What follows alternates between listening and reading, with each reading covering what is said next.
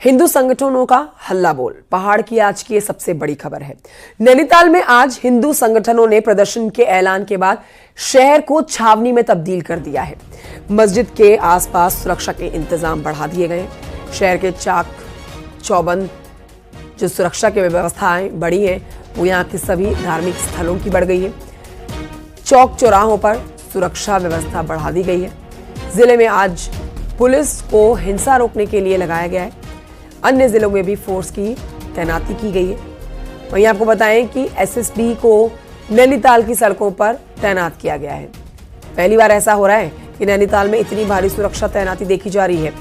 नैनीताल में इतनी भारी मात्रा में सुरक्षा बलों की तैनाती की गई है, ऐसा पहली बार हो रहा है। 12 बजे के बाद नैनीताल में हिंदू संगठन एकत्र होंगे। उसके बाद आरोपी उस्मान के खिलाफ कार्रवाई की मांग करेंगे। नैनीताल आने वाले सभी रास्ते जो हैं वो बंद कर दिए गए हैं। किसी को भी यहां से नैनीताल की तरफ आने नहीं दिया जा रहा है। वोट चालकों ने भी यहां आज नाव का संचालन बंद रख रखा है। हाईकोर्ट में भी इस मामले पर सुनवाई होनी है। सभी की निगाहें प्रदर्शन और हाईकोर्ट के आदेश पर टिकी है।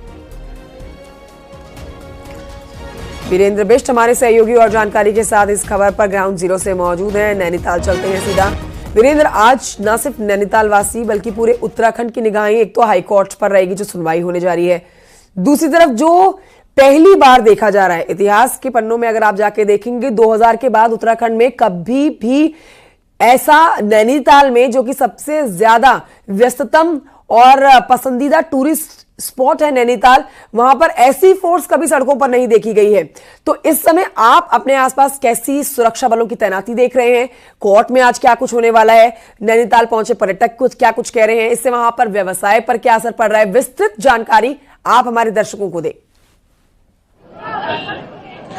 देखिए कंचन, अभी फोर्स को ब्रीफ कर दिया गया है और देख फील्ड है उसमें आपको पुलिस के अलावा कुछ नहीं दिखेगा, क्योंकि जिस तरह के हालात पिछले 3-4 दिन से बने थे और विश्व हिंदू परिषद ने आज कॉल किया है कि जो तमाम धरना प्रदर्शन या जो रैली है वो निकालेंगे और उसके बाद भारी संख्या में पुलिस फोर्स को यहां पर डिप्लॉय किया गया है। और इसके अलावा जो पुलिस फोर्स को निर्देश दे दिए गए हैं कि किस तरह से उनको हिंसा अगर होती है तो उस पर काबू पाना है, किस तरह से अगर तमाम व्यवस्थाएं बिगड़ती हैं तो उन पर काबू कैसे पाया जा सकता है।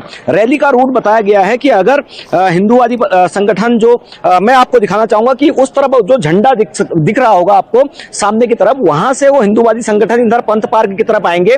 वहां पर एकत्र होना फिलहाल वो शुरू हो गए हैं और धीरे धीरे ये संख्या बढ़ सकती है।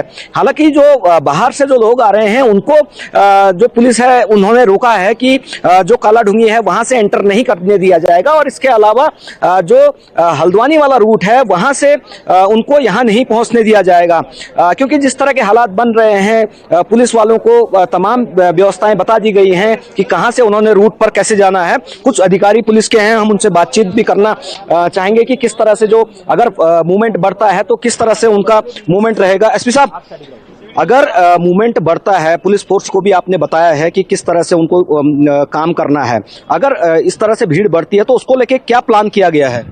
ये अभी बहुत जल्दी होगा कहना कि हमारी क्या प्लानिंग है और इस प्लानिंग को हम डाइवर्ज भी नहीं करेंगे।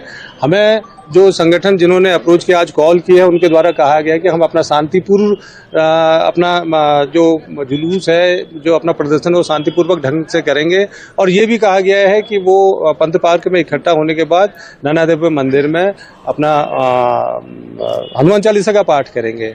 अब ये देखते हैं कि उनके उसमें क्या बदलाव आता है, उसी के हिसाब से हमारी फोर्स पूरी तरीके से तैयार है। कितना फोर्स लगाया गया है? जी, अब काफी संख्या में है, पर्याप्त संख्या में है, किसी भी परिस्थिति से निपटने के लिए पर्याप्त संख्या में है। तो पुलिस ने अपनी तैयारियां की गई हैं, भारी संख्या में फोर्स यहां पर लगाया गया है और कहा जा रहा है कि अगर जिस तरह से अगर हालात बनते हैं या तमाम चीजें होती हैं या रैली हिंसक होती है तो उसको लेके भी इंतजाम किए गए हैं। हालांकि आज की व्यवस्था की बात करी जाए तो जो नाव चालक संघ है उन्होंने फिलहाल बोटिंग को बंद किया है। इसके अलावा टूरिस्ट को भी फिलहाल जो काला ढूंगी या हल्द्वानी वाला इलाका है वहां से आने जाने पर रोक लगाई गई है।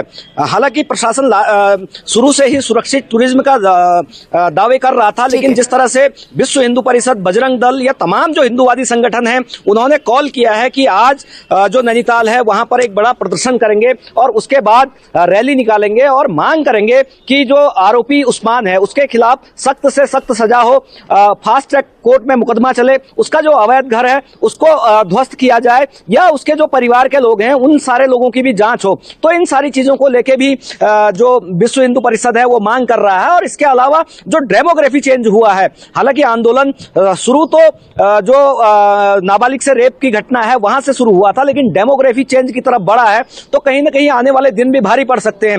लेकिन आज का दिन उत्तराखंड हाई कोर्ट में भी इसी मामले पर सुनवाई होनी है। कोर्ट तमाम डायरेक्शन पहले भी दे चुका है। पुलिस को अपना पक्ष कोर्ट में रखना है, इसके अलावा नगर पालिका को अपना पक्ष कोर्ट में रखना है और बताना है कि आखिरकार कैसे 3 दिन का नोटिस दिया गया। पुलिस को अपनी बातें जो कोर्ट में रखनी है, एसएसपी को उनको ये बताना है कि जो लॉ एंड ऑर्डर की समस्या जो 30 तारीख को उपजी थी वो कैसे उपजी थी, कैसे थाने के इर्द गिर्द इस तरह का हिंसक बवाल होता रहा, विशेष समुदाय के लोगों का जो दुकानें थी उन पर कैसे अटैक हुआ, ये सारी चीजों को लेके तमाम चीजें आज उत्तराखंड हाईकोर्ट में भी होंगी। नजरें जो हिंदूवादी संगठन है उनके आंदोलन पर टिकी हैं। इसके अलावा जो उत्तराखंड हाईकोर्ट में पूरे मामले पर सुनवाई होनी है उस पर टिकी है। तो ये कहा जा सकता है कि जो पर्यटन पर नुकसान हुआ है, या तमाम जो दावे किए जा रहे हैं कि पर्यटन कारोबारियों की ओर से कि 4 से 5 40 से 50 करोड़ का नुकसान अब तक हो चुका है। जानकारी के लिए आप इस खबर पर नजर बनाए रखिएगा। फिलहाल कुछ और खबरें अपने दर्शकों को बता देते हैं, जिसमें एक बार फिर से नैनीताल कांड की बात करते हुए अपने दर्शकों को ये बता देते हैं कि गुस्सा लोगों का 7वें आसमान पर है। गुस्सा थमने का नाम ही नहीं ले रहा है। आज कोर्ट में सुनवाई भी होने वाली है। हिंदूवादी संगठन यहां अपना आक्रोश दिखाने के लिए सड़कों पर उतरने भी वाले हैं। तैयारी इसके लिए सुरक्षा व्यवस्था ने पूरी कर रखी है।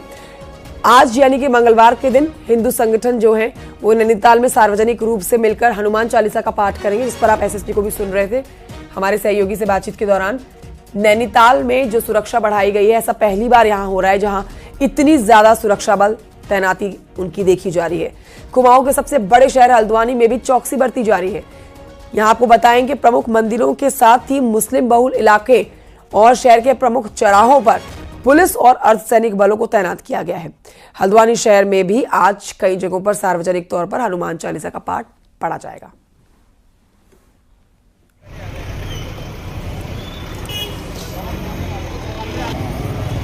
नाबालिग से रेप के आरोपी उस्मान को मुस्लिम समुदाय ने बिरादरी से बेदखल कर दिया है।